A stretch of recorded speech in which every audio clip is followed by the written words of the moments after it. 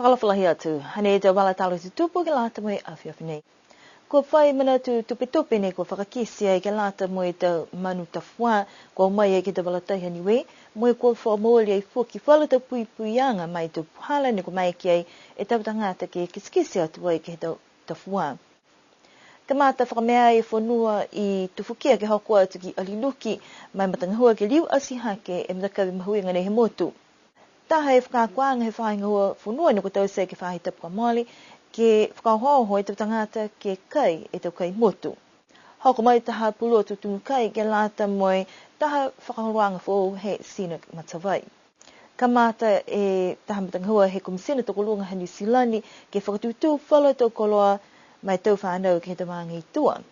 Ko e tau whakahoruanga ke ua atu mai kisikise atu ai ke he tau manu tawhua ko whai mana atu nā kai whia. Whalu tangata ni ko whakakisi ha koe tupe ke hele wekianga ke he tau tawhua ni ka nonofo mai ke te walatahi Niue. Koe tau uawhi mai tōru ne whakamōri ai Niue tau walatahi ke lata mai puianga he tau manu tawhua ne ka mata i fōki he mga hoia e tau whakatokaanga ngā hoa he mtakau ama tawhua mo e tau whakatutalaanga ke he whalu a tau hātakianga. Ne whakailoa ke he matauru he mahina nei, kua whakamōri ai he whakatuwhono, whalu a tau whakatuwhono ke lata moe tau puianga ke tau whakaroanga ua atua e tau tangata mai kisikisi atu ke tau manu tawhua.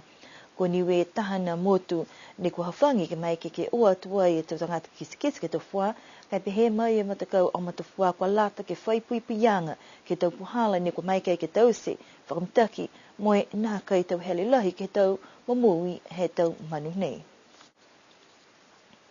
Kua whakamea atua e taha wala kaina ne toka e whalenga ngāo whakamua hani wei tu fukia, si pia fōki ka toi aliluki koe tau sianga nei, ha koe manako he e ke pule he mangua lufitonga, ke liwa kia e whanua nei ke he e ke ai mo taha whanua mahuinga ke latu me motu, ne malona e whanua nei he a wha ne mō e motu he tau waf me wha, si hiki atua e whalenga ngāo ke he kaina whoo. Tala hauai e Dalton Tangilangi koe hana manako ke tau tangata he maanga ke langmatai e ngā hua ha koe taha wala ia he maanga kai mua atu ke he motu ha koe whalenga ngāo ia ne whanau ai toko longa he tau tangata he wā nei si ha ia e tau whakamauanga kua nā ke mai ke ngalo ke pese ni e whiha lewa. Koe tupene whakaonga ke tau sea ke ngā hua lahi nei ne ko moa mai he fua ki whakalofa mai he atu motu ko Korea ha koe ole he whakatuwhono taha seu afitala ne ko fuaki mai ke lata moe matangahoia, ai ono atu ki ai, lahi ngā hua moe lahi fuki. Hana mamna kianga ke kau whalatahi maanga moe motu, ke tālanga whanua nei ke kei o mena ke nāwa e motu, polo tūle tō tangata ka ewa mai. Hai ei whakatokanga ke mō o se tau akau, ne toi he whiutu moe tālanga i whalua mena ke whakawhuruala ki, si kua ātaina e tō tangata ka whimanatu, ke whakaonga whalua wala he whanua nei, kai mai longa koe hahamo ni he tangata te whakamarianga, ha koe mena koe whunua koe tala hautuai koe tau whunua, hanghang ke lea ke tau sea ke ha mena taha, ha koe tau matangi a whā. Tala hau mai whoki he iki pule, nā kai amamna kei ke whai mena hia ke liu ke tupu e ke motu silata, ke whai manamana tuanga tō liu ke whai whakaroanga. Nā kai la whakamau koe hingoa e whakosianga he tonga hua, kai amana ki ke whia ha kua whitāni ka mata e ngā hua. Kua matuta ke mana koe whāinga o whanua ke whakahoho atu ke he tau tangata he motu, ke tō moe whakatau e tokai motu, ke moa e malolo ke he tau sino. Tahe whakahoruanga ne ko whakahoko e ke he whāhi tapu kua mole, ne tau se whāinga o whanua, mai whalupulu atu mai he mtakau e whaiau.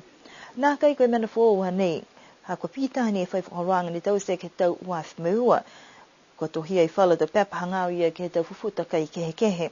Ngā hua whalatai whainga ho whanua, whahi malolo seno mai whahi ngā hua whakako.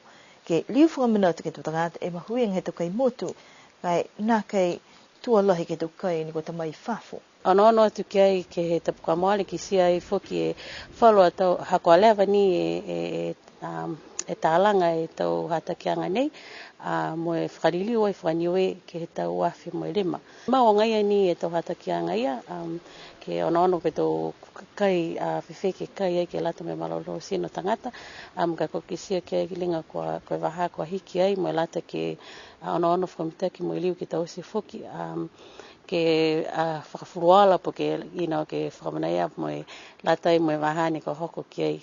Ono tu foki ke he wala ke whakapuloa atu mo iliu whamanatu atu ke tau tangata, mo atu ke lau tolu he tau lotu kaina.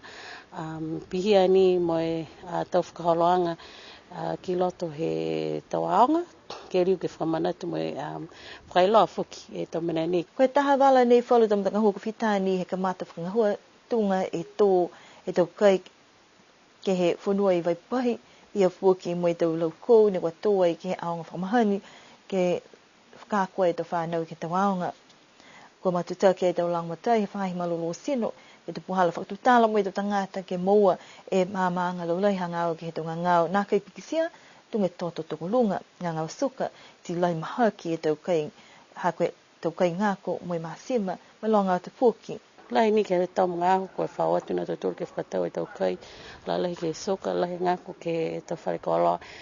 Si koe tau hatakianga ni, lahi mahuinga e lata mo I tau mui malolo seno, mo atu ke tau mga aho ni ka hako ke si tau tolu, kua longa lahi tau ngangau ko tupu mai ai, hako hatu tolu e tau pohala kai, pieni mo e tau tau mumui ke mga aho ni.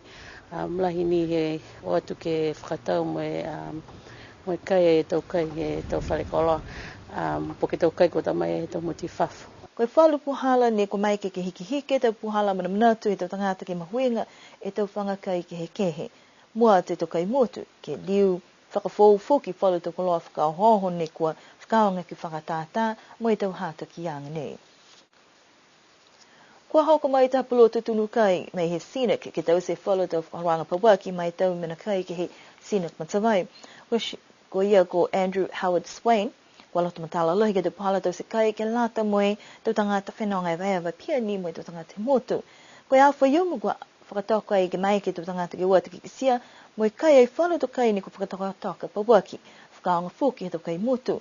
Koe whakatokanga koe lima e fufuta mga aho, ka kai si koe whakataitai mga aho nei, koe whiawhia na kai tau tangata ki tau spihe nei. Kua hoko mai Andrew Howard Swain, ngā hua whalataha moe whalu he tangata ngā hua tunu kai he Scenic Matawai Resort. Tal hawa he takitaki he Scenic Matawai ko Simon Jackson, hoko mai a ia he tahalo tūru tau la whale telewhenonga I New Zealand.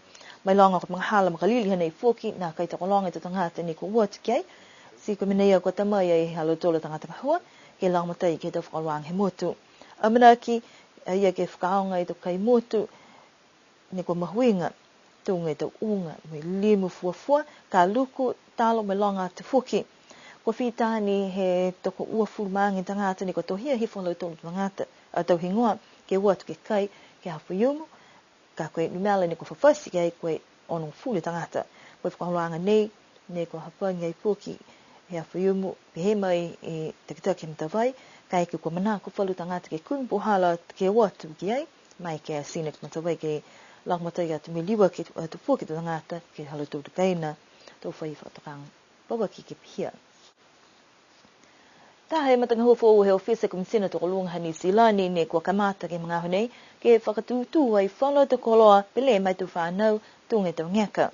Ki sea mai talangang he taha koloa nei ke he loto malei I fualahi moi kua iloa amana ki ke whakalolahi atu fuki ke he whalo tau maangi tua. Hare whai ngā hua whakalata halau tōlu mo I tau whano tak maanga ke kisia, koe tau maanga whi ne kua maua manaki, mai manako ke tau koloa pehe nei. Tō kautū ne tau ngā hua kai ke kua whai langmata yanga, mai he tangata he tau maanga ke lata mai tālangaanga. Whakatūtū maliwe ki atu fōki ke he tau koloa nei, ne kua whakatope mai he patanga tope Head of Mission Funds. Koe mga honei kua mau pōpo ai whala tau ngaka ke he whanua I fualahi, whai fōki waia, ha kupu me maanga ko makefu. Whaimana ki anga whokalo tōru ke whakalaulahi atu ke whalu maanga kai eke kua manako, ka kua lata ke matuta ke whakamua ke ofisa he kumisina toko lunga New Zealand. Tala haua e ia ko Ross Arden, koe taha ka kanulahi ne kua manako ai ke tause matangoha nei, ke whakaoho he te whanau ke uatu me whawhai tau sino, moe mo e te malolo sino moe moui ala. Pēnei te wala tāle tutupu ka lātu moe whiwhinei, ke no no wha munini pō, tōli liwa te tūru ke whilewe pēnei fōki ke whahi te pukahau. Nui ni pō.